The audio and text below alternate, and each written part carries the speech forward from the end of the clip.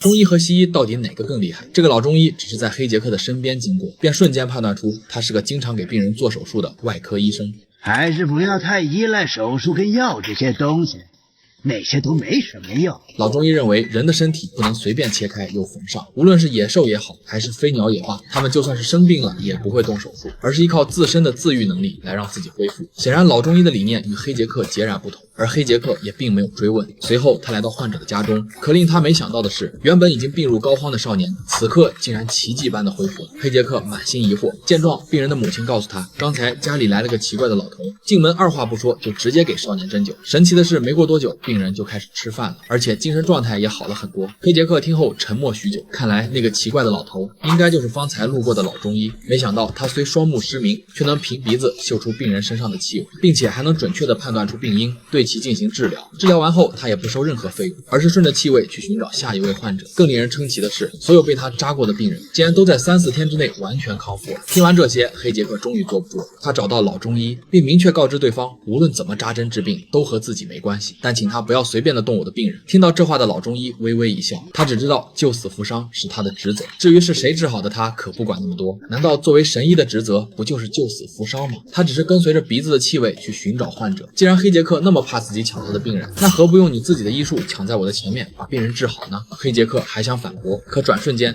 老中医就被一群病人家属团团围住，他们都是听闻其医术高超，想请他上门进行治疗的。然而老中医却没有答应，因为他又闻到了病症更加严重的患者，于是便果断地跟随气味来到那户人家。而这个小女孩自然也是黑杰克的病人，可老中医不顾劝阻，还是给女孩扎了一针。但也正是这一针出现了意外。得知此事后，黑杰克立马找到老头，他承认老中医的医术十分高超，但他却质问他知不知道这究竟是什么患者。我问你，你在这之前到底给多少个人针灸过？至少也有个2-3千人吧。只有2-3千人吗？这其中难道没有出过错吗？你说。我怎么可能会出错呢？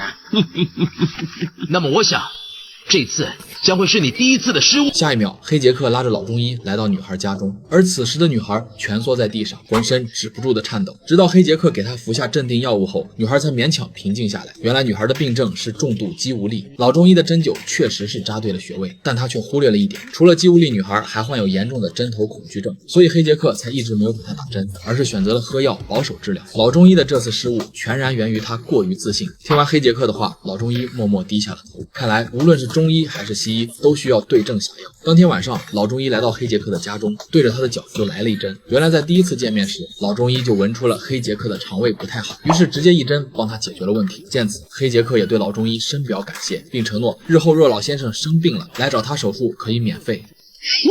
那就谢谢你了，不过这一点你不用担心，我有毛病就会给自己扎一针。